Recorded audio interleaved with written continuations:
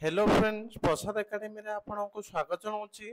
देखंतु Odisha staff selection commission तरफ ATO रो मेन रिटर्न एग्जामिनेशन को लेकिन गोटे इंपोर्टेंट अपडेट आछि। तो कौन रही से अपडेट चलतु डिटेल रे देखिबा।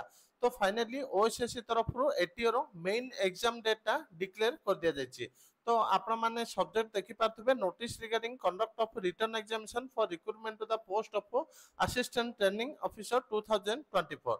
तो देखंतु को दिन एग्जाम हबो एठी डिटेल रे दिया जायछि।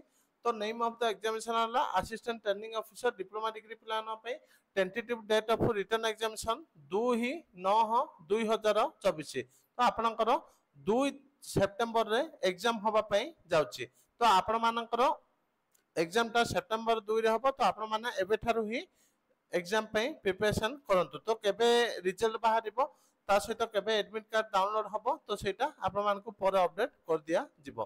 तो एतिके इंपोर्टेंट अपडेट थिला एटीओ रो मेन एग्जाम को लेके। Thank you.